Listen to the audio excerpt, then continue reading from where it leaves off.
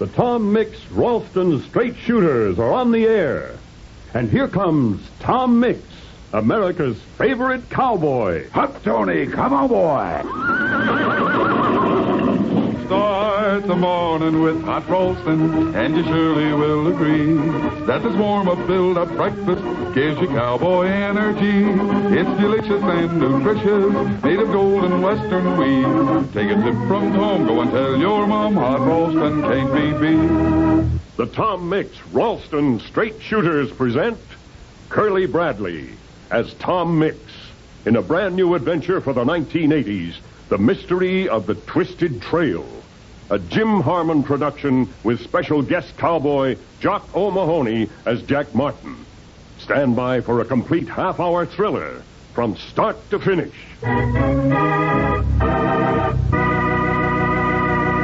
Howdy, straight shooters. This is Tom Mix. I'm glad to be back with you. We'd like to bring you a story for everyone in the family, for straight shooters of all ages. Now, this is the story of a man who loved his part of this great West. A man who wouldn't be scared of and who wouldn't let himself be killed of. A good man, but one I had to lock horns with. And here's your announcer, Les Tremaine, to go on with the story. It was late one fall evening. The moon was bright on the prairie, and the air was crisp. 3 riders were heading back to the TM Bar Ranch. Tom Mix, sitting tall in the saddle of his brown and white marked horse, Tony. Sheriff Mike Shaw on his yellow and black buckskin, and young Pecos Williams, riding Pal, his Palomino. Tom isn't saying much. He listens to Mike and Pecos, and maybe for something else.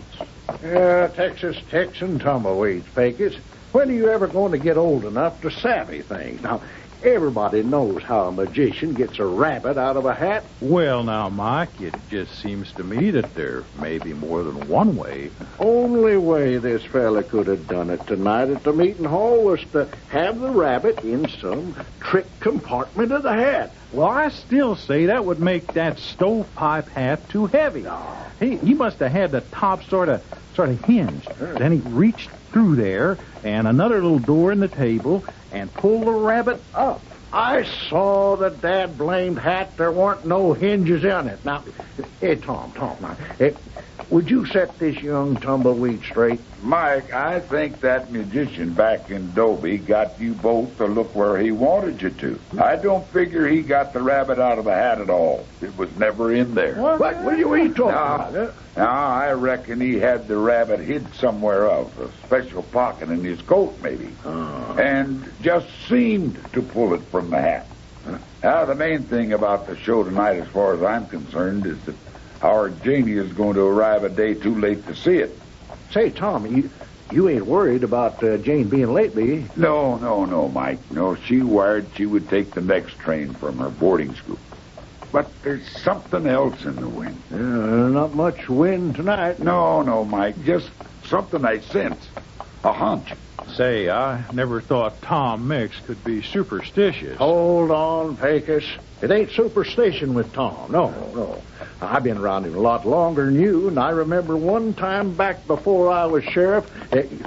Well, anyway, Tom's nerves and muscles and brains are so finely tuned, it's like one of those long-haired musicians' fancy fiddles. He can sense things you and me miss. Yeah, I've seen Tom do that. Hey, smoke. Smoke rising up across the face of the moon. Looks like it's coming from Jack Martin's place. Yeah, Martin's got a fire on his hands. He'll need help. Let's ride. Come on. Boy. Come on,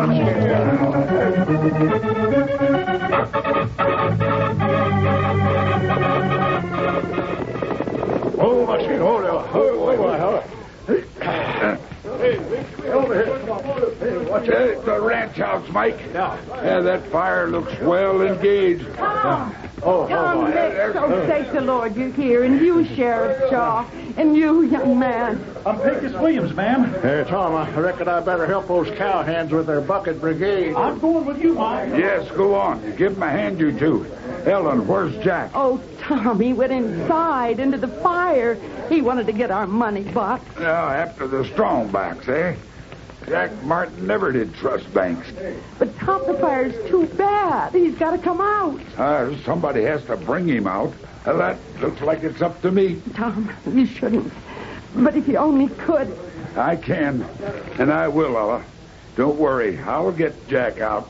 Mike, douse me with one of those water buckets. You got it, Tom. You got it.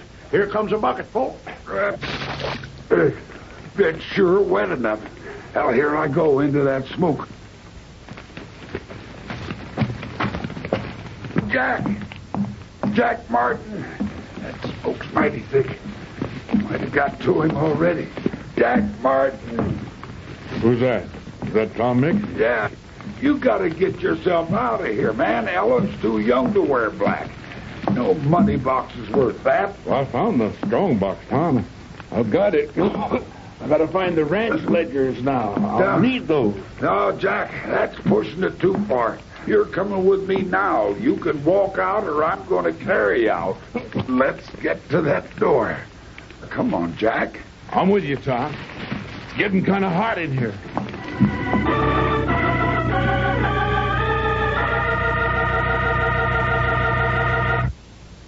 Well, Miss Martin, ma'am, the ranch house ain't a total loss. Thanks to you, Sheriff, and Pecos, and the rest of our hands. I reckon all of us, with some help from the rest of the folks around Dobie, can fix up your place good as new. We're obliged, Pecos. The main thing is Jack's safe, thanks to Tom. I appreciate all the help I got, Ellen, but Tom, I know you're a mighty big man around these parts. And you help Mike Shaw keep the law whenever he asks you to. And I've heard you got important friends at the state capitol in Washington.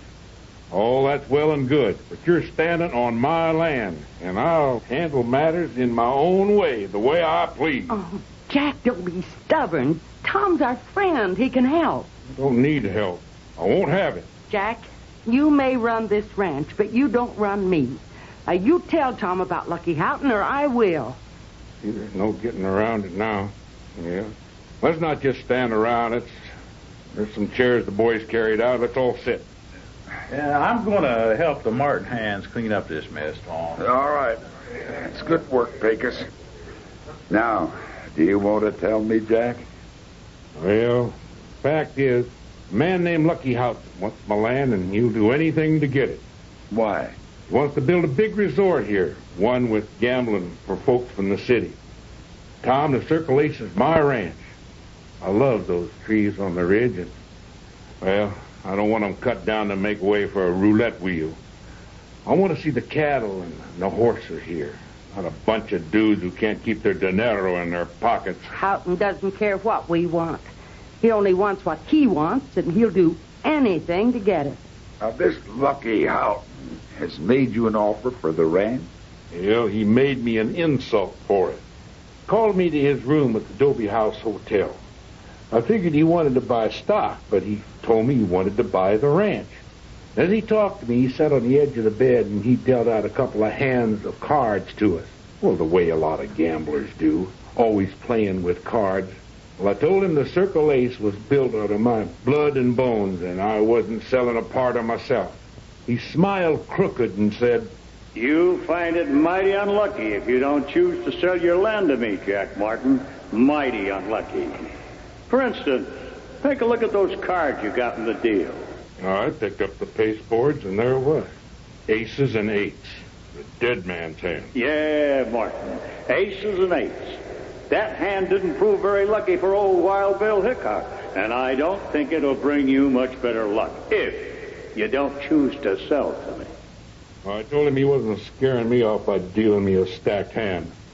And he said something else about finding out about the curse of the aces and eights, and I slammed the door on him. Well, Lucky Houghton may be behind some of your bad luck, Jack. But he didn't bring it on with a cursed hand of cards. Maybe not, but I figure by the burning of the Circle Ace ranch house, I got the first part of the curse. And there's just one way to keep from getting the second part. That's by gunning down Lucky Houghton. Oh, Jack, you can't. I'll say you can't. There's a law against killing folks, and my job as sheriff is to uphold the law. Now, you try gunning down anybody, Jack Martin, and you'll wind up in a Dobie jailhouse. Mike Shaw is telling you the truth, Jack. The days of the gun law are over. Now, if Lucky Houghton has committed crimes against you, the law will get him for that. But if you start throwing lead, you're going to put yourself on the opposite side of the law, same as Houghton. You don't have to preach to me. You've thrown plenty of lead yourself, Tom. Now, I've used my gun. I had to, but I've never murdered anybody, and I know where justice drew the line. Well, I know what justice calls for. Do you think the law can get Houghton for burning my ranch house? The law will try, Jack. I know I'll do everything I can to help Mike. Jack, if you have Tom's word. Well, I'll give the law a chance, Tom. But I won't wait forever. Hey, there's a rider coming, Tom. Oh, he's riding hard, too. Yes, I see. Hey, there's Riley. He's one of my hands. He was out riding fence. Boss, by all the saints, I'm bringing you some mighty sorry news. Devil take me if I'm not. Bad news? I can sure use more of that. You see the main house? Oh, that I did. And it's a terrible news that I'm bringing you on top of that. Boss, the stream has dried up complete. There's no water in it at all. Your poor cattle will die of thirst. Lucky Houghton said aces and eights. Curse of aces and eights. How do aces and eights figure into this thing? That stream of mine, he winds all around, curves so much we call it the figure eight. Uh-huh. So fire burns my ace-high ranch house, and now the water all dries up in the figure eight stream. Doesn't that sound like the curse of aces and eights to you?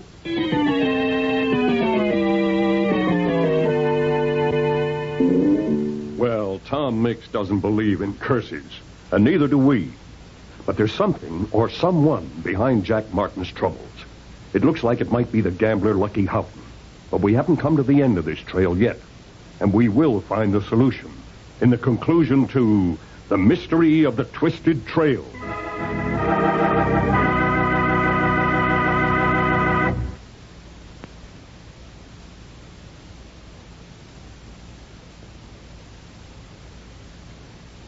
And now, back to Tom Mix.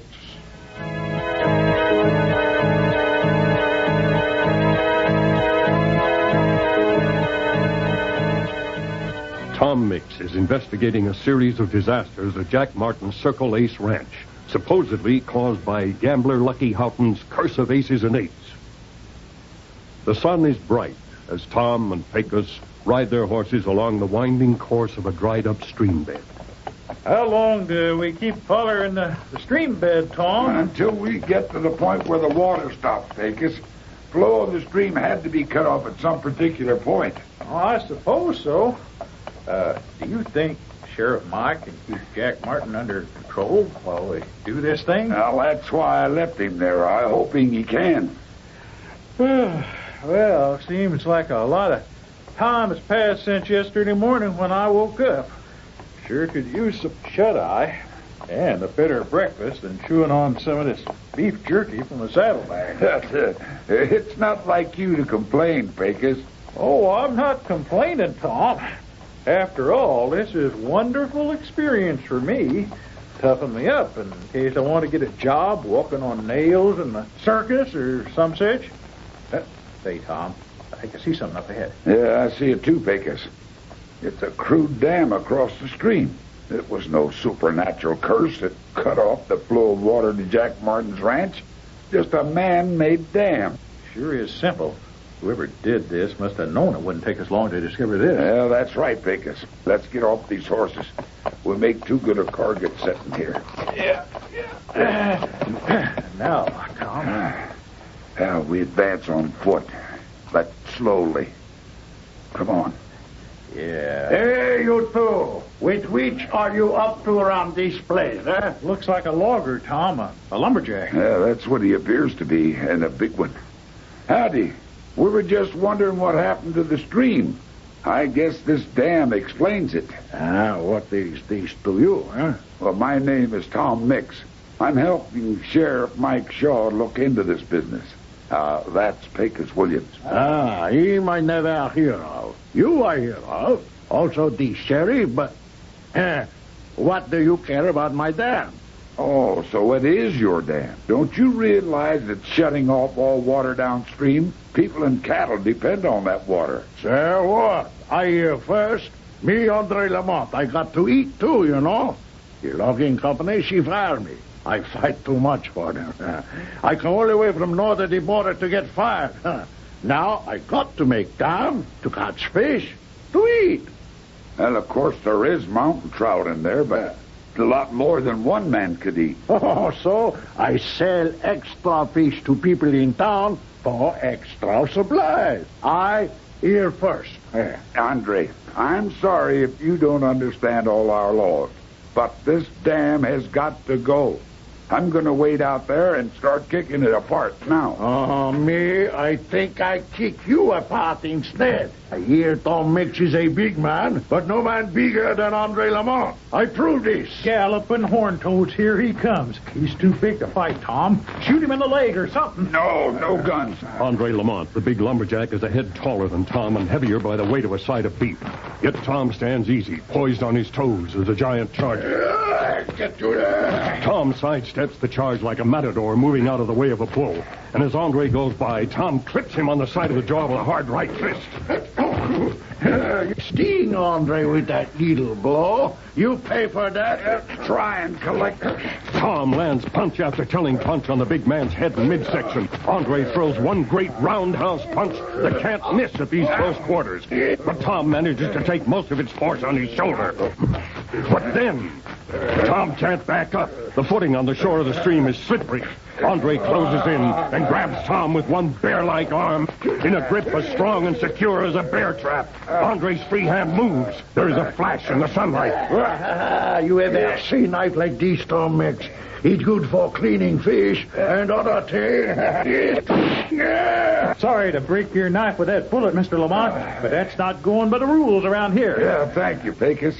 Now all I have to do is break his grip on me. You think you do this? Man can do what he put his mind to. Tom braces his hands against the inside forearms of the giant and slowly forces those arms apart.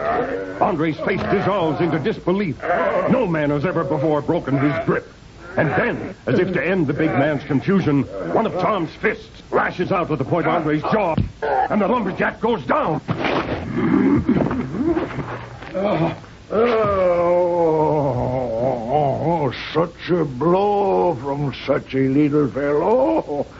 No more than 6 feet tall. Listen, Andre, I've fought enough with you. A big fella like you could keep on like this all day. No. But you lay there quiet or Pecos and I are just going to throw ropes on you. And keep you quiet until we get a few answers. I have decided you and me, we be great friends. I don't fight with friends. No, not much. What answers do you talk about, eh? Did somebody put you up to constructing that dam? Did the name Lucky mean anything to you? By God, I no feel very lucky today, no?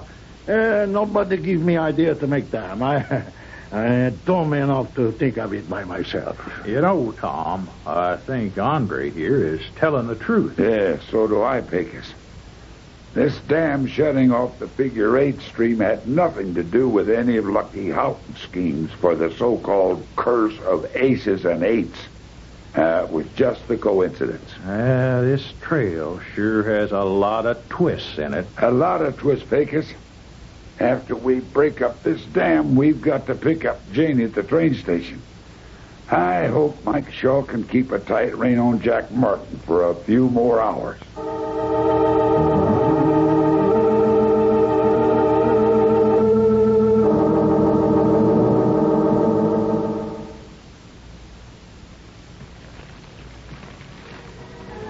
Oh, Tom, it's just great to be back here, sitting in front of the fireplace at the TM bar again. And it's sure great to have you back with us for the holidays, Janie. You know, I don't have to ask you how you're getting along with that boarding school. Those fine grades tell me. Oh, I'm learning a lot. I miss all of you here. You and Tony and Sheriff Mike, Doc Green, Pecos. Well, no more than we all miss you. You know, honey, There's a paper somewhere that says the court made you my ward after your father disappeared. But ward is a mighty cold word.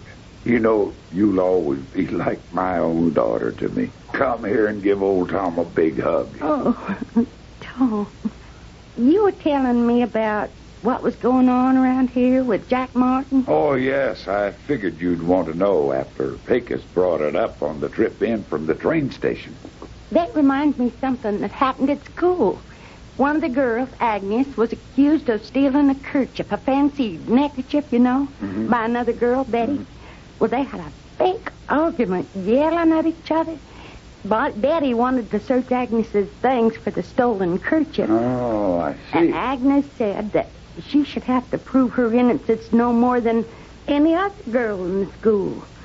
All that was against her was Betty's accusation, and that was because Betty just didn't like her. Well, I suspect that somebody had a way out of this dilemma. Wasn't you by any chance? Well, I suggested that maybe all the girls in the class could have their things searched. Everybody, not just Agnes. Nobody liked having their things gone through, but a crime had been committed, and everybody had to make a sacrifice to find the guilty person. Well, it sounds like a good solution, Janie. In theory. Of course, we found the kerchief on the floor under an unused seat. Nobody was sure how it got there. Yeah, but the theory is good, Janie. You know, if I treat Jack Martin and Lucky Houghton equally, not accusing either one of them, and not presuming either guilty, I might make some peace. Yeah. But I'll set up a meeting between Jack Martin and Lucky Houghton at some neutral meeting place. At the Dobie House Hotel. Oh, Tom, that's a good idea.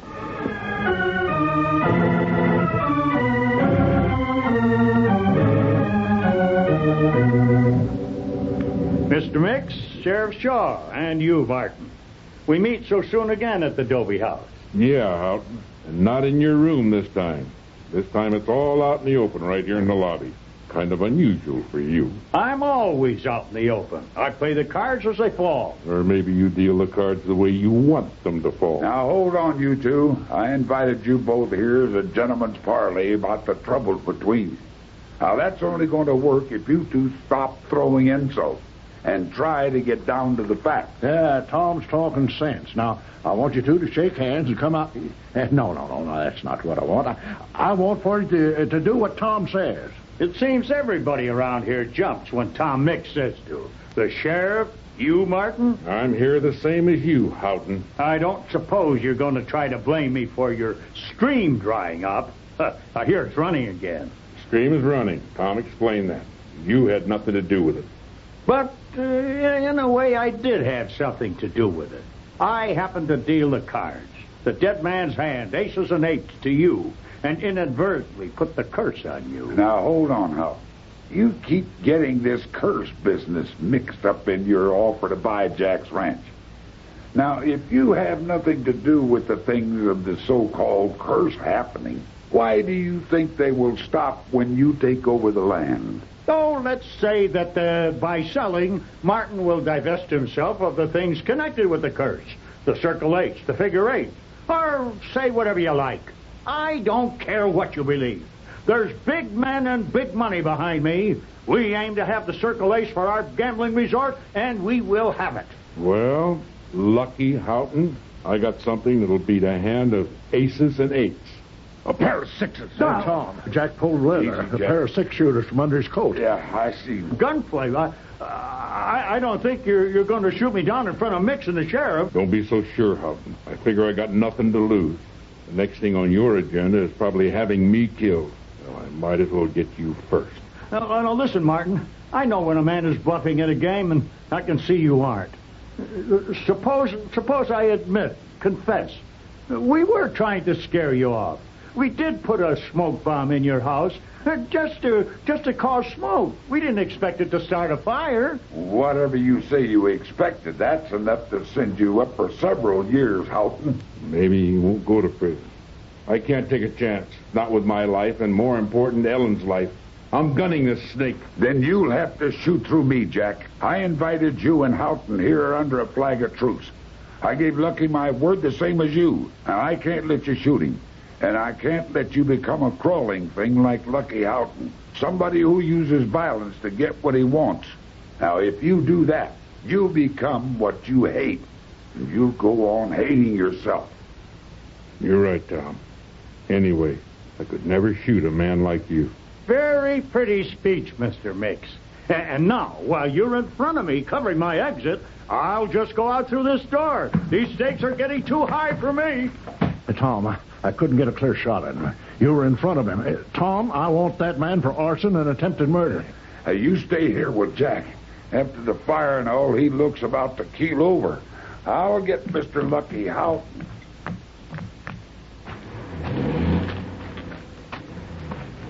Oh, there's Amos Snood's Dobie House delivery truck pulling away. And there's Jane waiting at the hitching post the way I told her.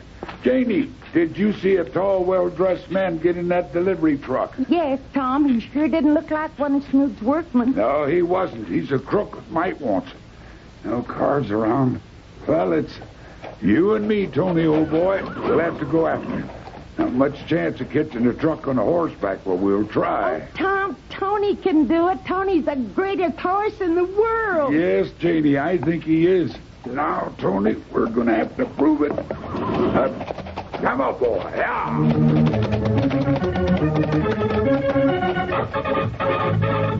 Tom Mix gallops out of town to strike Tony. But as the stores and houses fall behind them, Tom cuts off the main road and begins going over rough ground, dotted with sage. The road curves, but Tom is taking a straight line, halving the distance. Then, coming at them from an angle, there is the delivery truck driven by Lucky Houghton. There he is, Tony. Let's get you some. Come on, you can do it, boy. The horse and rider, the truck, they come together from different angles. Tom swings Tony alongside the truck, and for a moment, the matchless strides of Tony, each one delivered with a beat from his fighting heart, each one a gift to his partner, Tom. The horse's strides keep up with the machine. And Tom Mix defies gravity as only his skill can let him, and leaps from his wonder horse to the running board of the truck. He opens the door, shoves Lucky Houghton aside, and yanks on the emergency brake. There. Now we're stopped, Houghton. Yeah, the end of the line. You know, Mix, those aces and eights that I dealt, maybe they were meant for me.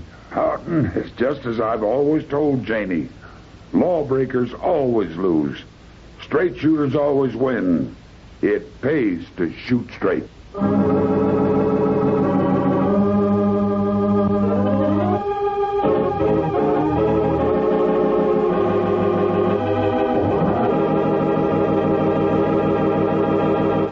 Tom Mix and his Ralston Straight Shooters was written, produced, and directed by Jim Harmon.